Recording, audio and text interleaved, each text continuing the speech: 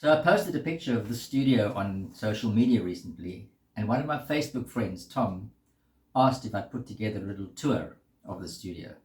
So here goes, just for fun. When you walk into my home studio, the first thing you'll see is a Bechstein upright piano on your right. I don't do much recording with it, but I play it a lot just for the joy of it, and a lot of the music I write starts on this piano. Starting from the right-hand side, I have a Korg Minilog XD. This little synthesizer was a guilty pleasure which I bought for myself at the beginning of COVID, realizing I'd be locked down for a while and would want extra toys to play with. It's a really cool little synthesizer. It's analog and very good for analog synthesizer leads, basses, pads, and other electronic synthesizer sounds. I do not use keyboards like this to generate pianos and strings and organs and real-world instruments. These are purely for electronic textures, great for chill, house, and other electronic styles.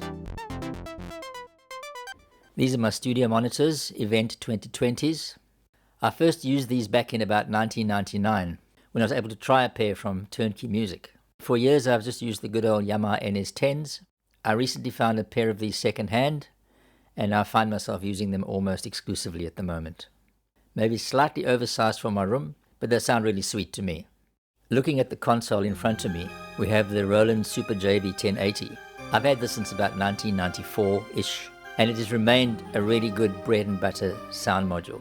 It's PCM based, so it's got decent pianos, organs, but also a huge amount of electronic synth sounds. If I'm looking for anything, I tend to find something that works on the 1080. The JB 1080 became a standard in studios in the 90s, and it still remains standard in mine. My interface is a Focusrite Sapphire 40. It's a FireWire interface, and I'm probably going to have to replace it in the near future, as FireWire is becoming less and less compatible with new computers and operating systems. The Sapphire 40 is an 8-channel interface, which gives me the opportunity to record 8 channels at once, either 8 microphones. My standard setup is 1 channel for microphone, 1 channel for guitar or bass, and the other 6 channels are line-ins for my various hardware synthesizers. Despite the fact that the Focusrite has decent preamps and converters, I generally record my microphones through this Domeek VC3 preamp. It generally gives me a sweet, smooth and transparent sound going in. Moving across to my hardware synthesizers. First up is my relatively vintage Roland JD800. I've owned this amazing synthesizer since 1991, and I've had 33 odd trouble-free years with her. The JD800 is legendary for synthesizer pads, synthesizer leads, and basses.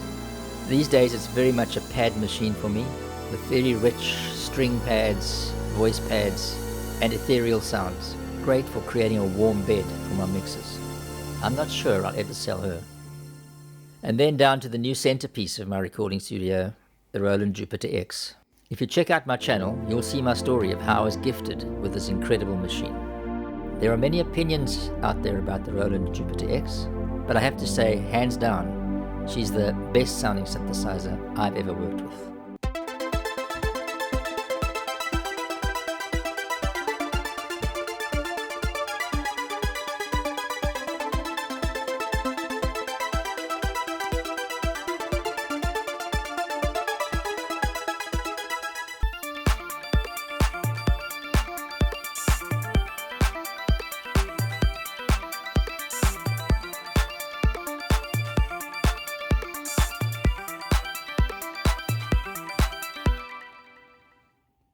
And then lastly, my bright red Nord Electro 5D.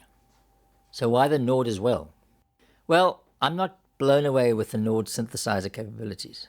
When it comes to pianos, electric pianos, and Hammond organs, the Nord is hard to beat. So when I put together a production, I will tend to use the Nord for the pianos or electric pianos, and the other keyboards for the synthesizers, strings, brass, etc.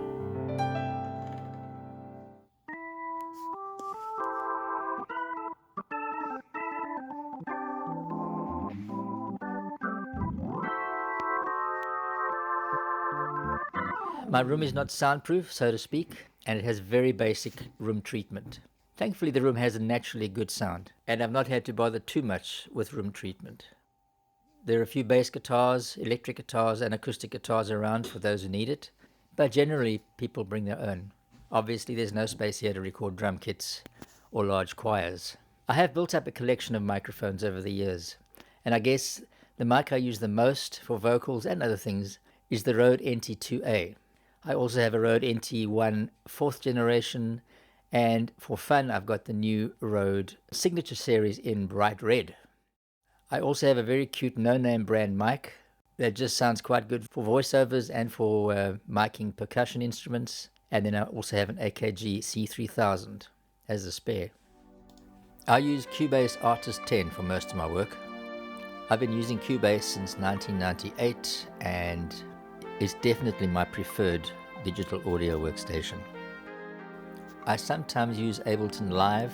As I enjoy the Ableton workflow, I find I can come up with some pretty fresh ideas using it. I obviously do use quite a few VST plugins. I guess the one I use most commonly is Native Instruments for drums and pianos and things. I enjoy using Serenity for pads. I use a free plugin called Monster Drums quite a lot. And then probably my most bread and butter plugin is Steinberg Halion, which comes packaged with Cubase. Of course, there's no right and wrong way to set up a recording studio at home. I'm a pianist, a keyboard player, and a synthesizer enthusiast, so obviously my studio is very keyboard based. I do a lot of MIDI programming, and I'm still quite old school, preferring to program my own stuff than download loops and samples. However, if you're a guitarist, you probably have a lot more guitar stuff around. And it all depends on what you record, what kind of music you record, what kind of service you provide. So there's no right and wrong. This is just mine, and it's my happy place. There you have it in a nutshell.